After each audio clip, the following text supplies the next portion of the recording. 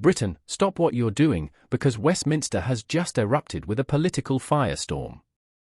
Boris Johnson, the man who once delivered Brexit, is now warning the nation that Nigel Farage's Reform UK isn't just wrong, it's dangerously wrong.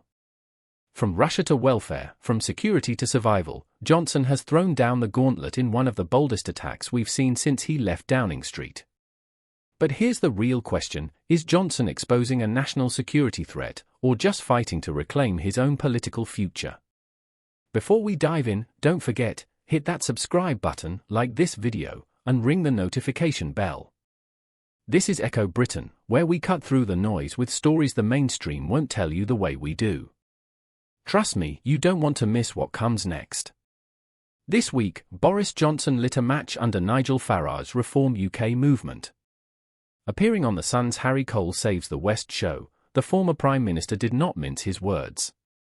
Johnson declared he has serious anxieties about Reform's position on Ukraine. His warning? That suggesting NATO-provoked Putin is not just naive, it's extremely dangerous. He thundered, "We are going to need a conservative government that is strong on defense, not one that sides with a narrative that undermines our allies and empowers our enemies. Make no mistake, this isn't just a casual swipe. It's a direct shot at Nigel Farage himself, the man Johnson once treated as a nuisance, now elevated into what he sees as a clear and present danger." But Johnson didn't stop with foreign policy. He turned his fire on Reform's domestic agenda, mocking their call to lift the two-child benefit cap.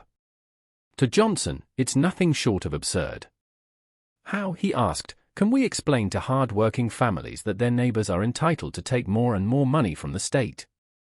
In his eyes, Britain's welfare state is already stretched. His message is blunt: reform welfare, cut spending, and stop making promises the Treasury cannot afford.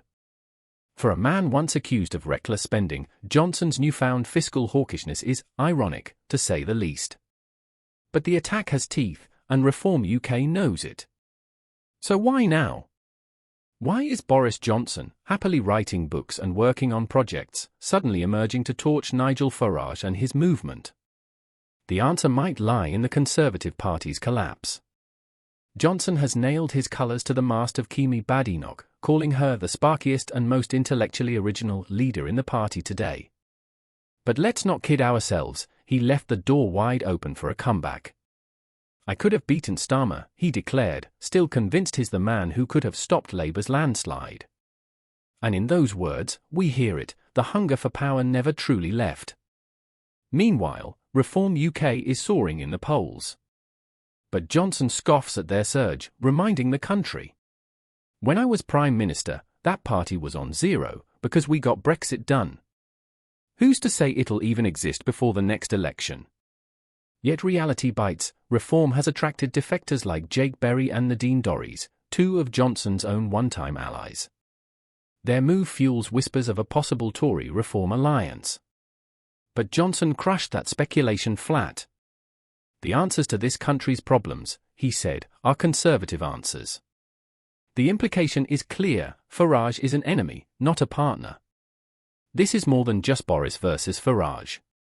It's a battle for Britain's political soul. On one side, Reform UK, painting itself as the voice of common sense, tough on migration and welfare. On the other, Boris Johnson, warning that Farage's worldview is reckless, dangerous, and could leave Britain weaker at home and abroad. The stakes?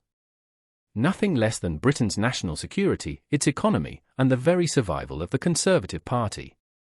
So here's the question: Britain, is Boris Johnson sounding the alarm because he's right, or because he wants his crown back? And can Nigel Farage's Reform UK really sustain their rise, or will they crash back to zero when the heat of a general election hits? Tell me what you think in the comments below. And if you want the truth behind Britain's biggest political battles, make sure to subscribe to Echo Britain right now. The stories are getting darker, the stakes are getting higher, and the fight for our future has only just begun.